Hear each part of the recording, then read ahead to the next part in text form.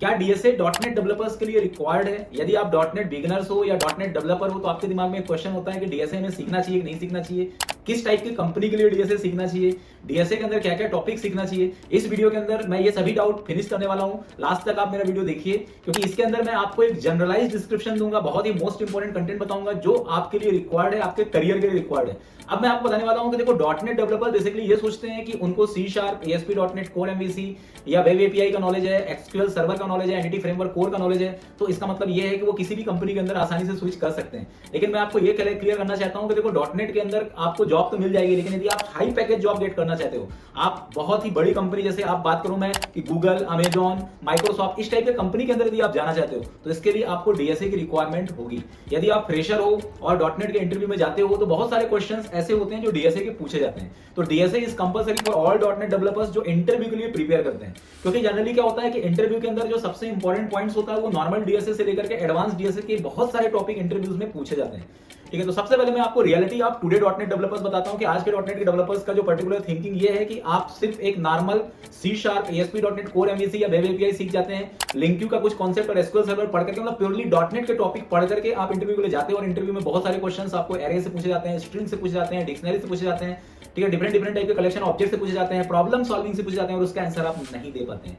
तो मेरा तो फर्स्ट सजेशन ये है कि आपको ये कंटेंट जो है बहुत ही ज्यादा डेप्थ में सीखना होगा, क्योंकि कंपनी का जो इंटरव्यू का जो ट्रेंड है वो 2026 में पूरी तरह से चेंज हो चुका है।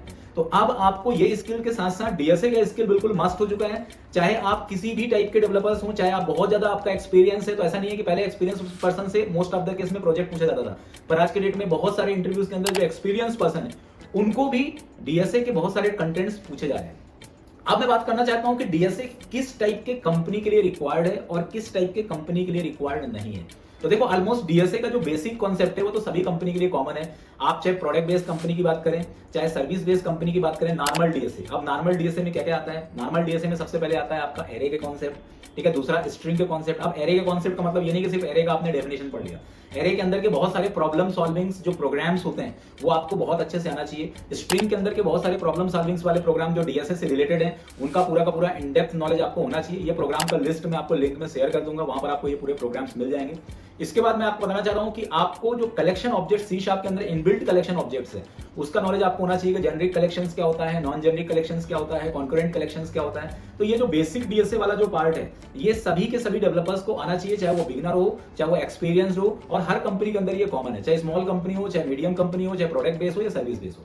अब मैं बात करता हूं कि यदि आपको हाई पैकेज डीएसए, मतलब यदि आपको हाई पैकेज में जाना है तो डीएसए के कौन से कॉन्सेप्ट या कौन से टॉपिक पे आपको ज्यादा फोकस करना होगा। तो ये जो बेसिक डीएसए मैंने बताया ये तो आपको सीखना ही होगा, लेकिन आपको कुछ एडवांस कॉन्सेप्ट भी सीखने होंगे, जैसे प्रॉब्लम सॉल्विंग स्किल्स भी आपको पता होना चाहिए, ठीक है, ट्री एंड ग्राफ के क्वेश्चंस आपको पता होना चाहिए, साथ ही साथ आपको सर्चिंग सॉर्टिंग टेक्निक्स पता होना चाहिए, प्रोग्राम ऑप्टिमाइजेशन के बारे में आपको पता होना चाहिए, ठीक है, कॉम्प्लेक्सिटी के बारे में आपको पता होना चाहिए, अलग अलग टाइप के नोटेशंस के बारे में आपको पता होना चाहिए। तो ये प्रोग्राम्स आपको इनबिल्ट मेथड से भी करते आना चाहिए, और इसको लॉजिकल, मतलब बिना किसी इनबिल्ट मेथड के, यदि आपको बोला जाए कि आपको एक ट्री का प्रोग्राम बनाना है सी शार्प प्रोग्राम में, तो आपको ट्री का प्रोग्राम पूरी तरह से बनाते हुए बाय स्क्रैच आना चाहिए।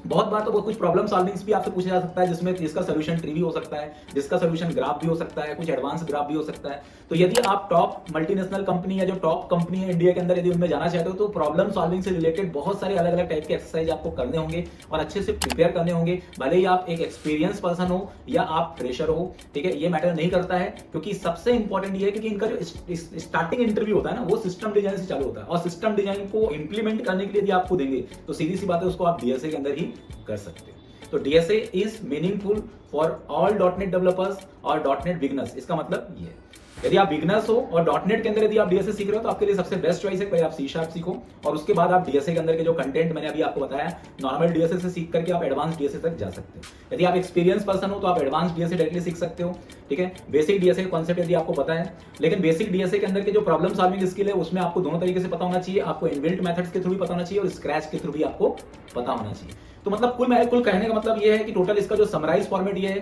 कि DSA is mandatory for all type of interviews. हाँ, कुछ हद तक जो छोटी कंपनी होती है, स्मॉल कंपनी होती है, वहां पर डीएसए इतना ज्यादा नहीं पूछा जाता है, लेकिन जितने भी टॉप कंपनी है, जो प्रोडक्ट बेस्ड कंपनी में, तो इट्स कंपलसरी।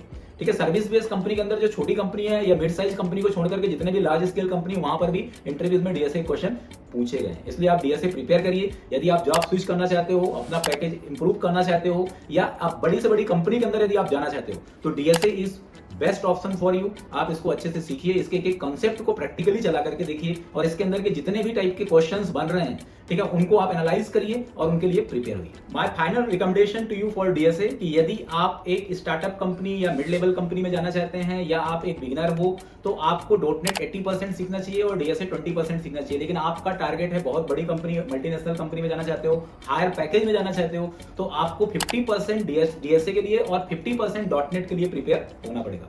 अब मैं आपको बताना चाह रहा हूं कि जैसे मान लो फॉर एग्जांपल डीएसए का ऑल ओवर एडवांटेज क्या है। सबसे पहला एडवांटेज तो ये है कि डीएसए सीखने से आपका लॉजिक बिल्डिंग स्ट्रांग हो जाता है। किसी भी टाइप के क्वेश्चन, कॉम्प्लिकेटेड से कॉम्प्लिकेटेड क्वेश्चन यदि कंपनी आपसे पूछती है, तो आप उसका आंसर डीएसए के थ्रू दे सकते हो।